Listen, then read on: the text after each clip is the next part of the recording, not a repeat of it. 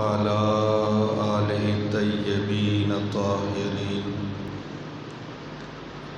وأصحابه الهادين المهديين وأوليائه الكاملين وعلمائه العاملين.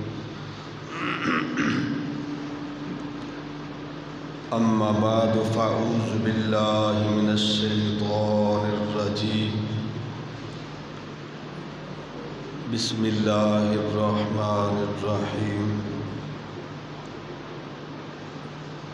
وجعلنا النهار معاشا. قال رسول الله صلى الله تعالى عليه وآله وسلم: الكاسب حبيب الله.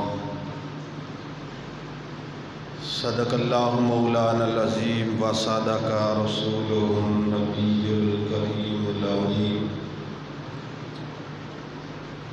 ونحن علی ذلک لمن الشاہدین والشاکرین والحمد للہ رب العالمین. رب اشرح لی صدری ویسر لی امری واحلل عقدۃ من لسانی یفقہوا قولی. رب یسر ولا تعسر وتمم بالخیر. ان اللہ وملائکتہ یصلون علی النبی یا ایھا الذین آمنوا صلوا علیہ وسلموا تسلیما. الصلاۃ والسلام علیک یا رسول اللہ. الصلاۃ والسلام علیک یا نبی اللہ. الصلاۃ والسلام علیک یا رحمۃ للعالمین وعلی آلک وصحبک یا خاتم النبیین. اللہ تبارک و تعالی جل جلالہ و امن والہ و تم برہانہ وَأَعْظَمَ شَانُهُ،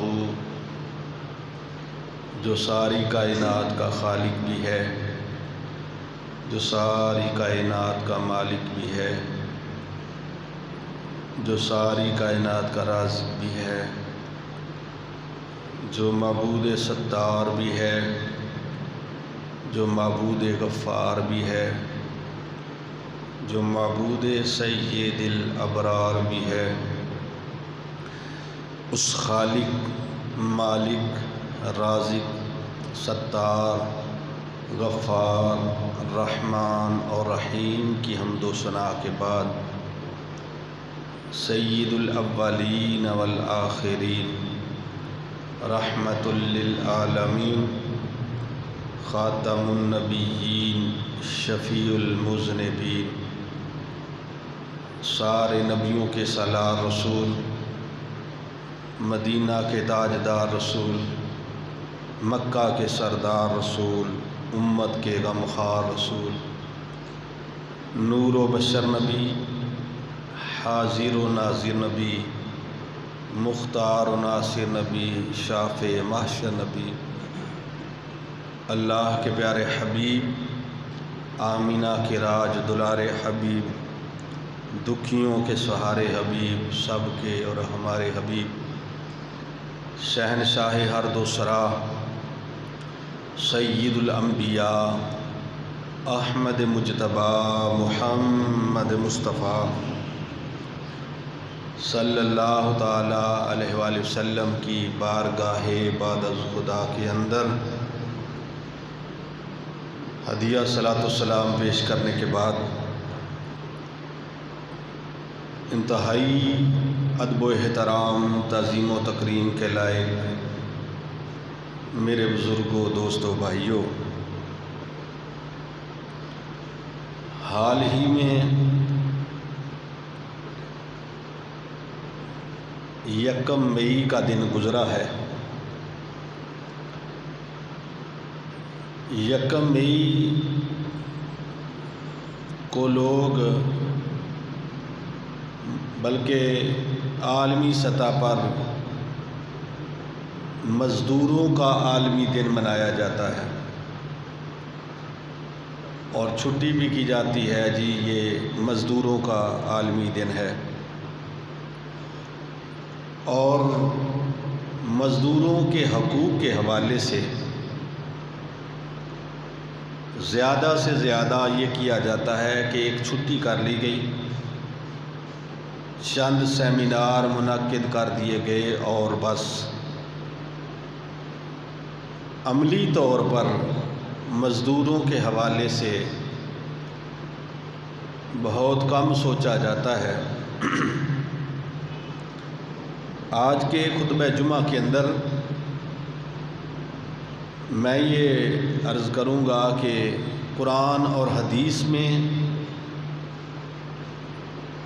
مزدور اور مزدوری کے فضائل کیا ہیں۔ اللہ تعالیٰ نے ارشاد فرمایا وَجَعَلْنَا النَّهَارَ مَعَاشًا، ہم نے دن بنایا ہے روزی کمانے کے لیے۔ وَجَعَلْنَا النَّهَارَ مَعَاشًا، ہم نے دن بنایا ہے روزی کمانے کے لیے۔ اور بڑی مشہور حدیث پاک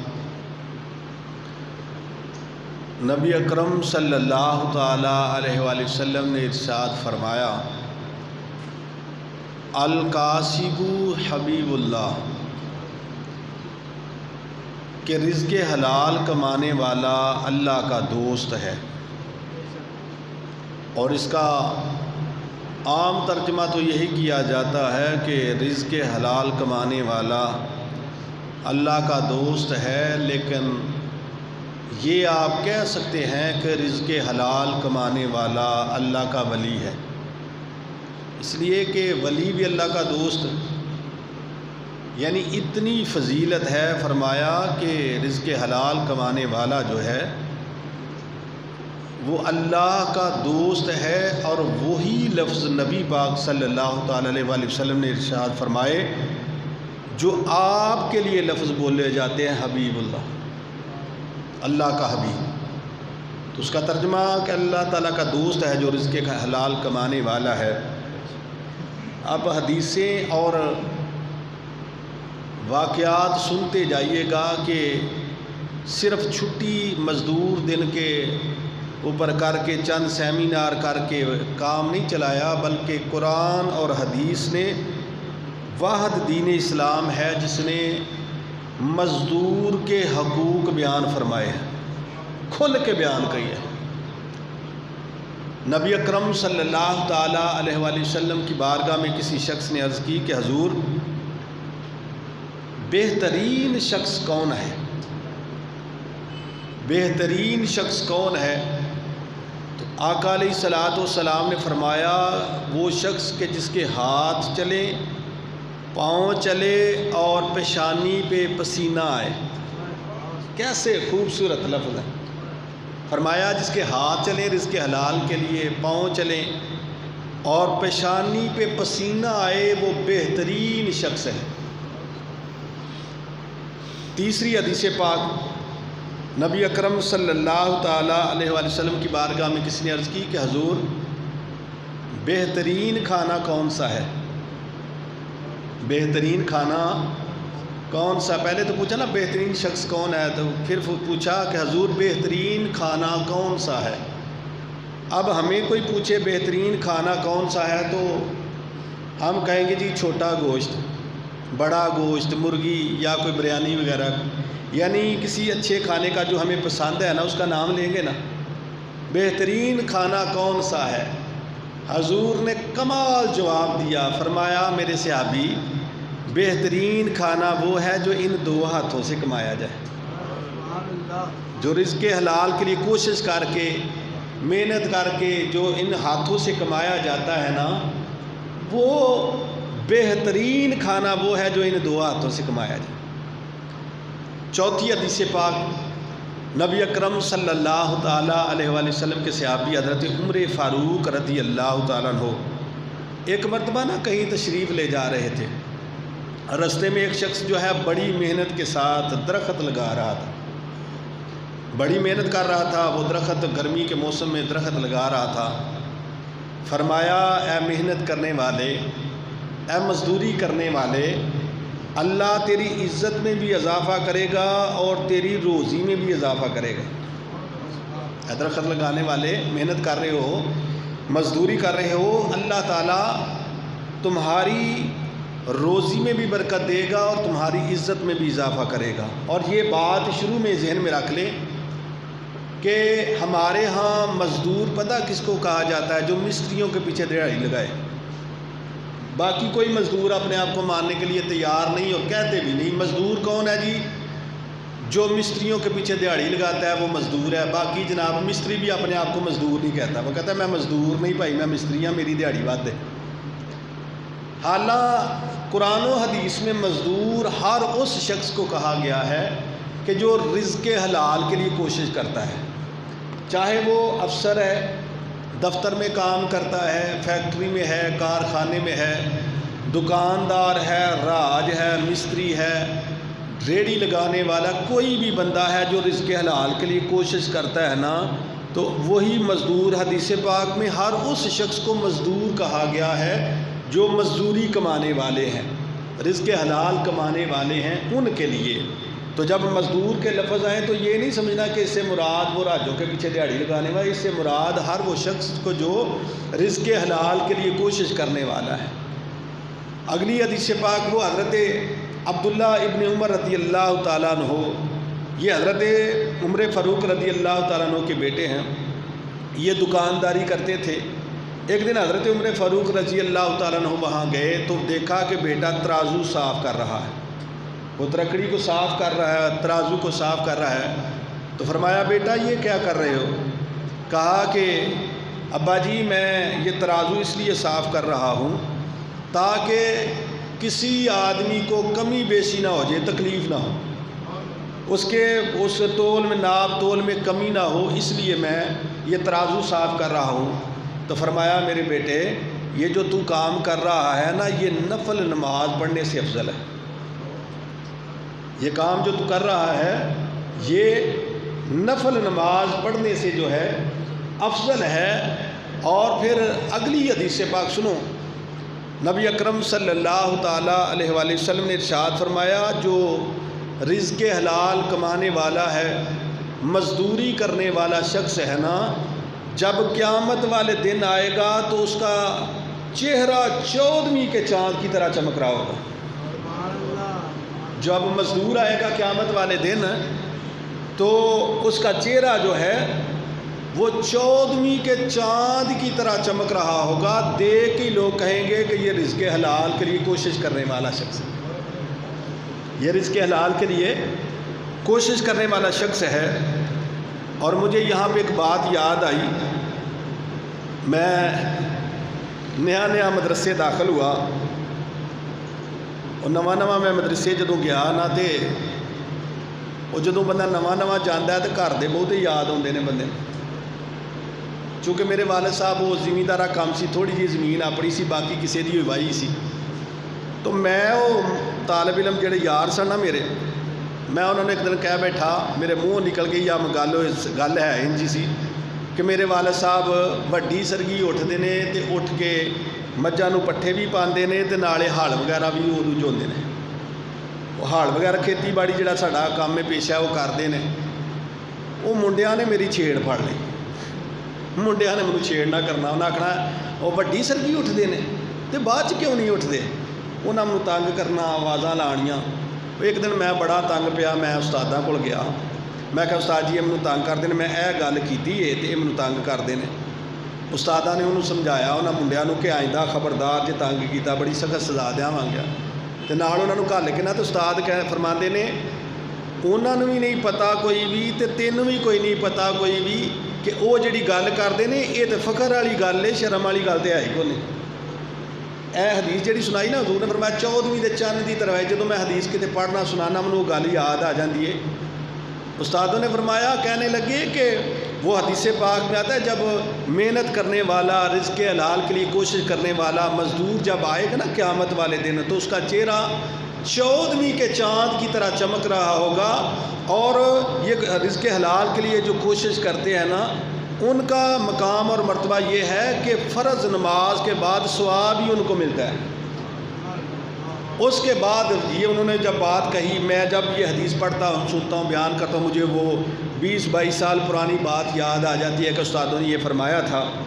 تو بہرحال یہ ہے کہ ہمارے ہاں ہوتا یہی ہے کہ خود بیٹا افسر بن گیا اور باپ ملنے کے لیے آیا، باپ کا بھی تعارف نہیں کرواتا یہ کون ہے، وہ سادہ ہوتا ہے نا، یہ ابا جی آئے نوٹ جو ٹر جاندے کون سن بزرگ ہے ابا جی ہو تساں دسے ہی نہیں ہیں۔ وہ آدم چشتی رحمت اللہ علیہ کہتے ہیں نا، جس نو رب وڈیانا ہوئے او دا محنت وچ دل لاوے، جس نو رب وڈیانا ہوئے او دا محنت وچ دل لاوے، جس نو اچیاں کرنا ہوئے انہوں وچ مشقت پاوے۔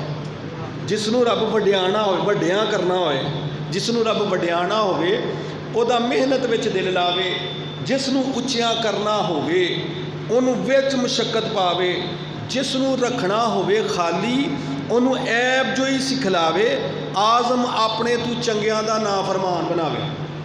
توجہ ہے، جس نو رب وڈیانا ہوئے دا محنت وچ دل لاوے، جس نو اچیاں کرنا ہوئے انہوں وچ مشقت پاوے، جس نو رکھنا ہوئے خالی انہوں عیب جو ہی سکھلاوے۔ انہوں آکھا تو اگا کیوں نہیں ودیا، انہوں آکھا سانو تے طویل دھاگا لے گیا، سانو شریک لے گئے، فلانو فلانا لے گیا وے، نہیں تے میں جنوں جس نو رکھنا ہوئے خالی انہوں عیب جو ہی سکھلاوے، آزم اپنے تو چنگیاں دا نافرمان بناوے۔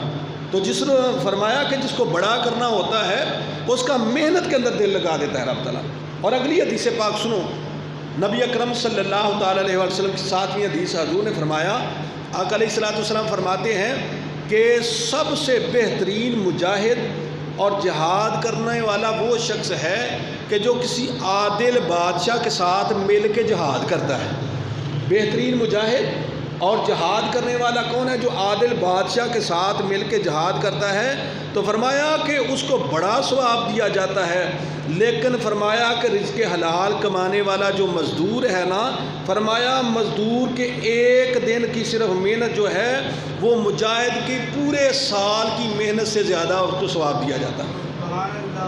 مزدور کو صبح سے لے کے شام تک کام کرتا ہے، تو وہ جو عادل بادشاہ کے ساتھ جہاد پہ جاتا ہے، فرمایا کہ مزدور جو ہے نا، مزدور اس کو ایک دن کا جو ثواب دیا جاتا ہے وہ پورا سال عادل بادشاہ کے ساتھ مل کے جہاد کرنے والا جو ہوتا ہے اس سے زیادہ اس کو ثواب دیا جاتا ہے، جو رزق حلال کے لیے کوشش کرتا ہے۔ اور اگلی حدیث پاک سنو، نبی اکرم صلی اللہ تعالیٰ علیہ وآلہ وسلم نے ارشاد فرمایا، حضور فرماتے ہیں کہ جو صبح سے لے کے شام تک مزدوری کرتا ہے، کتنی دیر کرتا ہے جی؟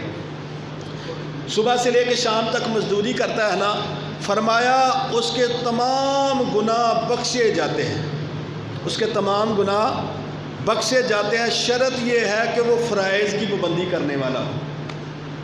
جو صبح سے لے کے شام تک مزدوری کرتا ہے سارے گناہ بخشے جاتے ہیں، شرط یہ ہے کہ وہ فرائض کی پابندی کرنے والا، نمازیں پڑھنے والا ہو، فرائض کی پابندی کرنے والا ہو، باقی بھول چوک صغائر گناہ اس کے بخشے جاتے ہیں۔ اور اگلی حدیث پاک، نامی حدیث پاک، نبی اکرم صلی اللہ تعالیٰ علیہ وآلہ وسلم نے فرمایا کچھ گناہ وہ ہوتے ہیں جو صرف مزدوری کرنے سے معاف ہوتے ہیں۔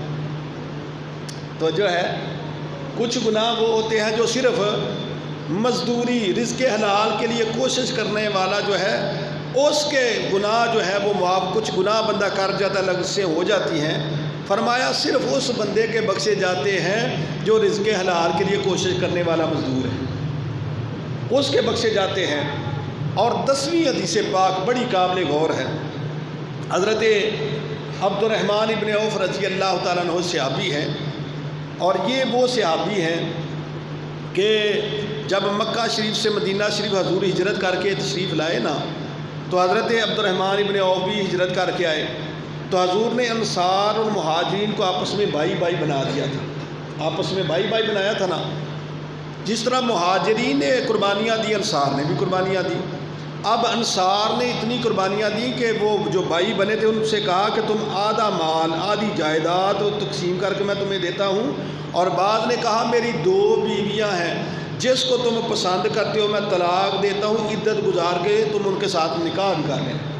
یہ چھوٹی قربانی نہیں، لیکن مہاجرین میں سے کسی نے ایسا کیا نہیں، کہ انہوں نے وہ کہا وہ اس کو طلاق دے دو، میں نے کہا نہ، انہوں نے کیا نہیں، لیکن انہوں نے کمی کوئی نہیں رہنے دی، انصار نے کوئی کمی نہیں رہنے دی۔ تو حضرت عبد الرحمن ابن عوف رضی اللہ تعالیٰ عنہ سے اس ساتھی نے کہا، وہ بھائی نے کہا بھئی حضور نے مجھے بھائی بنایا ہے، تو آدھی جائیداد تیری 2 بیویوں میں سے جس کو تم پسند کرتے ہو میں طلاق دیتا ہوں، اور عدت کے دن گزار کے تم نکاح کر لینا۔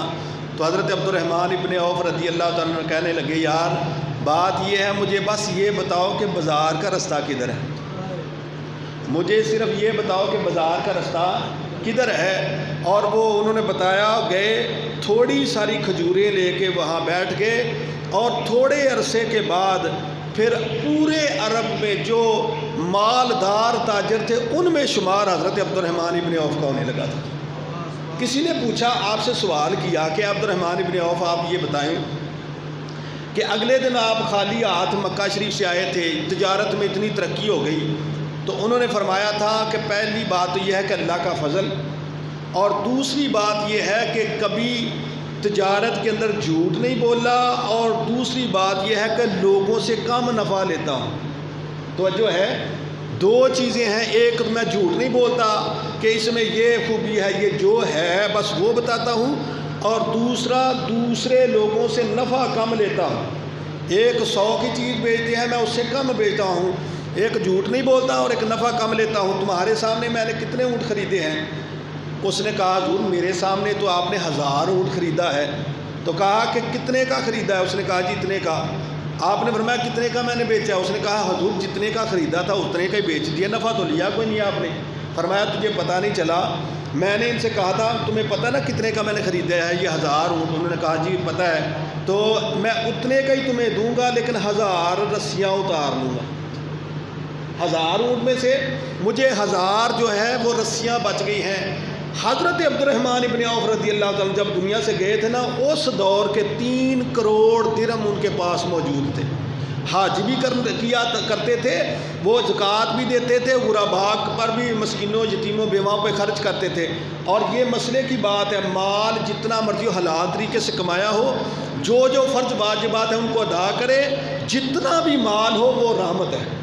زحمت اسی وقت ہے کہ جب ناجائز طریقے سے کمایا جائے، اور پھر نہ فرائض کی پابندی نہ واجبات کی پابندی، ان کو چھوڑا جائے۔ تو حضرت عبد الرحمن ابن عوف رضی اللہ تعالیٰ عنہ اتنے بڑے عرب کے مشہور تاجر، بڑے تاجروں میں ذکر تھا، ان سے کبھی کسی نے پوچھا کہ حضور کوئی آپ کی حسرت ہو؟ انہوں نے کہا تھا، یہ 10ویں حدیث پاک میں سنانے لگا ہوں، انہوں نے کہا تھا کہ ایک مرتبہ میرا دل چاہا تھا کاش میں اتنا مالدار نہ ہوتا، میں مزدور ہوتا۔ تو جو ہے میں اتنا مالدار نہ ہوتا، میں کون ہوتا جی؟ مزدور ہوتا۔ کہا کسی نے کہ وہ کیسے؟ کہا کہ حضور تشریف فرما تھے، میں بھی حضور کے پاس ایسے بیٹھا ہوا تھا، ایک شخص باہر سے آیا، آ کے بیٹھ گیا، اس نے نا سلام لی اور پھر حضور سے مصافحہ کیا۔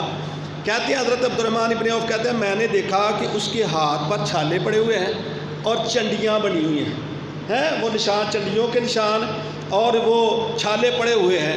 حضور نے فرمایا کہ میرے صحابی یہ چھالے اور یہ چنڈیاں کیسی ہیں؟ تو اس نے کہا کہ حضور میں مزدوری کرتا ہوں نا، یہ چھالے اس لیے پڑ گئے اور یہ چنڈیاں ہیں۔ حضور نے ہاتھ مصافحہ کیا ہوا تھا نا، ہاتھ کو ایسے قریب کیا، مصطفیٰ کریم علیہ الصلوۃ والسلام نے اس ہاتھ کو چوم لیا، ہاتھ کو چوم لیا، فرمایا یہ وہ ہاتھ ہیں جو اللہ کو بھی پیارے ہیں، اس کے رسول کو بھی پیارے ہیں۔ اب مجھے بتاؤ نا کہ ہمارے ہاں کیا ہے؟ ہم تو سمجھتے ہیں کہ بڑا پیر صاحب بڑے بزرگ ہوں ان کا ہاتھ چومنا چاہیے، ان کے ٹھیک ہے، لیکن حضور نے کس کا ہاتھ چوما؟ بولیے کس کا چوما؟ جس کے ہاتھ پہ وہ نا وہ اپنا وہ چنڈیاں پڑی ہوئی ہیں، وہ اپنا وہ چھالے پڑے ہوئے ہیں، حضور نے اس ہاتھ کو چوما، فرمایا یہ وہ ہاتھ ہیں جو اللہ کو بھی پیارے ہیں اور اس کے رسول کو بھی پیارے ہیں۔ اور پھر حضرت عبد الرحمن ابن عوف کہتے ہیں میں نے اس دن خیال کیا کاش میں اتنا مالدار اتنا بڑا تاجر نہ ہوتا، کوئی مزدور ہوتا۔ حضور کتنا پیار کر رہے ہیں مزدور سے، کیوں بھائی؟ یہ ہے مزدور کے حقوق، یہ ہے مزدور سے اللہ اور اس کے رسول کا پیار۔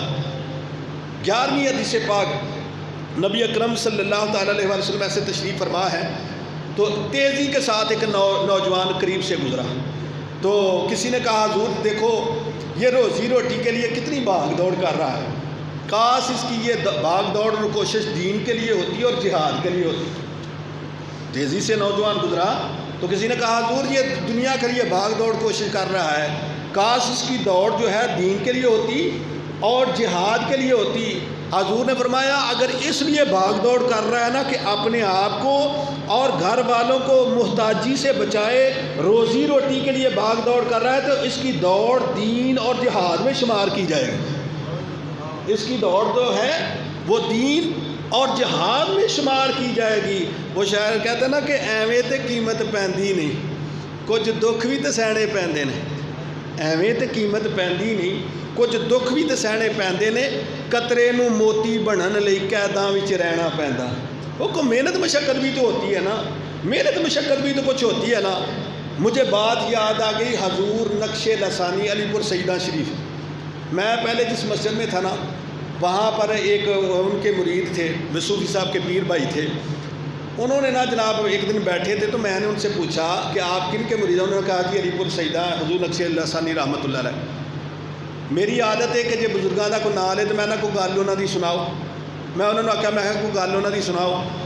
وہ اگوں کہن لگے یار انہوں نے کیڑی گل سنائیے، ساریاں گلاں ہی سونیاں سن، ساریاں گلاں سونیاں سن۔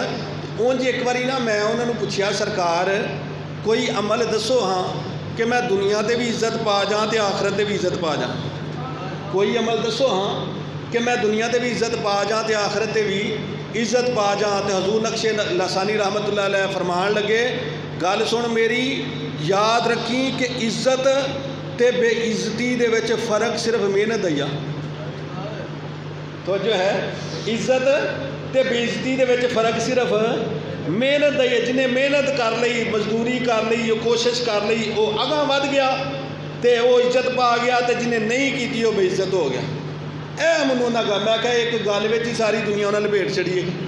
کیوں بھئی ایک گل وچ ہی وہ قرآن پاک میں ہے نا الیس للانسان الا ما سعی، انسان کے لیے وہی کچھ ہے جس کی وہ کوشش کرتا ہے۔ وہ اعظم چشتی کہتے ہیں